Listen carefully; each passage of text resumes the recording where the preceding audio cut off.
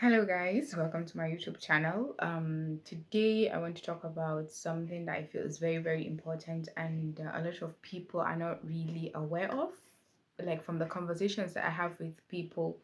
And I feel it's something that is very important for people to know what it is outside what theirs is. That's the needs, like where your own personal needs are, and also what your partner's needs are in the and I feel it's very important to know it in terms of, okay, if this person that you're with will be able to fulfill that need of yours. Okay.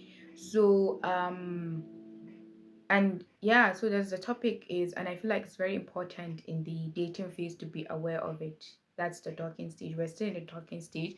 And I think one thing that I forgot to add is that usually there is a range in how long the dating stage lasts. For some, it usually lasts around 0 to 3 months, depending on a person's attachment style. And I said I would talk about attachment style at a later date when I'm done talking about the phases of a relationship. But right now, we're still talking about the phases of a relationship and we're still in the dating phase. And I feel like needs are something that people ought to be aware of so that they can feel more fulfilled. And when I talk about needs, of course, a lot of us know the difference between needs and wants. But when I talk about needs, oftentimes people only think of physical needs. That's things like food, things like shelter, things like security or something like that, like being protected and something like that. But there's a certain category of need that does not get talked about enough that I don't feel people are even aware of, although it impacts us. Just as how you feel hungry, that's how you feel unfulfilled with life when those needs are not being fulfilled. Is sometimes when we feel unhappy, according to Thais Gibson, and I actually really believe that when you feel unhappy, it's either because there's a likelihood that your needs are being unfulfilled. Okay, so when I talk about those needs, I yeah, we know needs are something that we require, that are necessary for survival. That's like a general rule for what needs are. You can't survive without food. You can't survive without shelter. You can't survive without let's say water or something like that. So too, when we talk about attachment needs, particularly attachment needs, it's a subset of psychological needs. There are broad categories, about six psychological needs that was let's say extracted or noticed by Tony Robbins. And out of those six needs, there is the attachment needs. That's like a subset of the need for love and connection that each and every human has. And in every relationship between two people, there is that need for both parties to fulfill each other's needs. Some people have the idea that that's why we even get into a relationship, so we would get our needs met. But when you think about the fact that when two people, I feel like when two people agree to be in a relationship, in a way, they don't know it, but they are unconsciously telling each other that I can be able to fulfill your needs to a certain extent. Of course, we can't always fulfill a person's needs like 100%, and each of us need to be able to a certain extent fulfill our needs. Like the waiter it says, it's like get a half of a cup, and then another person can like help fill it up. But so, and oftentimes when you're in a relationship with a person and you feel lonely, or you feel not happy, you feel lonely, you feel not happy, you feel like things are not going well, there is a high likelihood that your needs are not being met. And sometimes when we have conflict with our partner, when you look at it, it may look like, okay, we're arguing over something, but at the depth of it, there is a need that both people, the couples involved, are not, that is being unmet, and that is what is really causing the clash. And that is what the SSLD approach for conflict resolution is all about how problems are just, they're just superficial. When someone tells you, oh, this is what ABC, ABC, ABC. Likely, when you look at it, you will see that there's a deeper issue. Maybe that person feels like they need reassurance about the relationship, and the person does not feel safe. So, in terms of attachment needs are simply what someone requires in a relationship that will make them feel safe and close to their partner. And in terms of depending on attachment style, different people have different attachment needs. Different people have different attachment needs.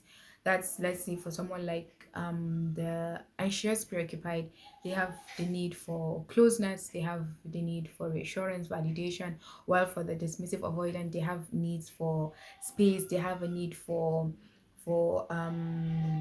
space, for to be appreciated. So what I'm trying to say about the importance of knowing the needs right in the talking stage is that you as a person, you know, okay, I'm the kind of person that actually requires a lot of closeness in a relationship. And then you meet someone that is like, oh, I want a lot of space. Right from the talking stage, you know who you are. Okay, I'm the kind of person that actually requires a lot of quality time.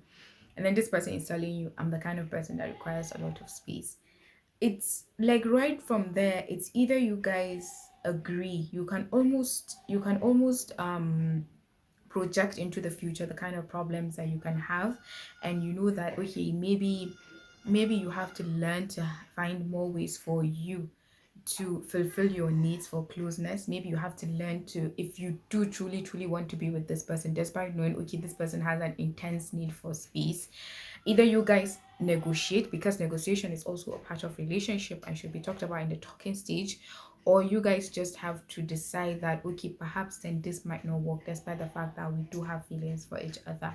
And there are various other ways that you can decide to go about it. You can either decide to um maybe, at least sometimes you see people fighting, but you don't even know why they are fighting, because they don't have this vocabulary of knowing that this person, the issue I'm having with this person, the disconnection that I'm having with this person is actually coming from a place of feeling like your needs are not important in that relationship. And every person in any romantic relationship has the right to feel like, okay, my needs actually matter to this person. That is what will make you feel safe to this person. That is what will make you feel close to this person.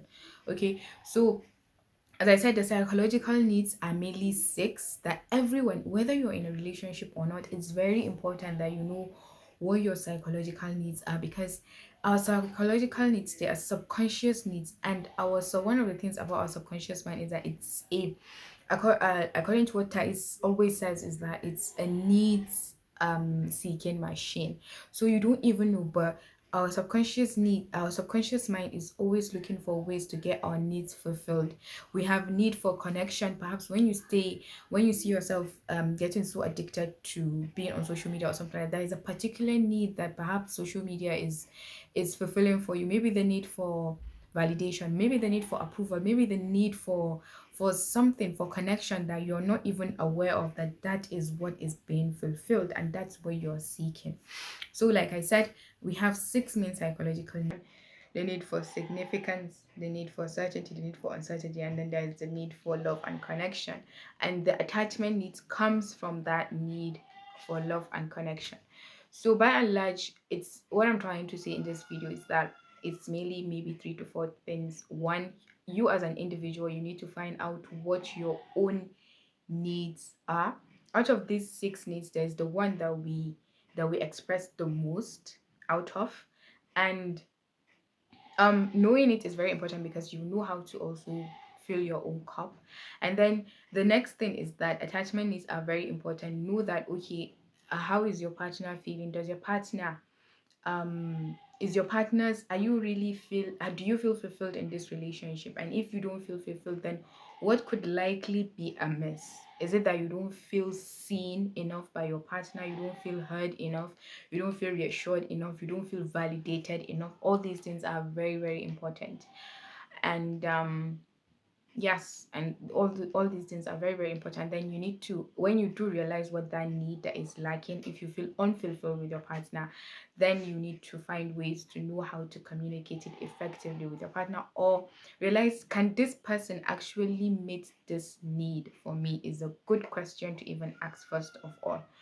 Then Yes, attachment needs. And then when you have issues with your partner, although we're talking about the dating phase, but this works for all the phases. If you're having issues with your partner, try to look, even if the person is not your partner actually, but if you're in the talking stage and maybe you are having some sort of friction, try to look into the issue. Is this really about the issue, the superficial issue, or is there an underlying need that is not being met and you would like it to be met?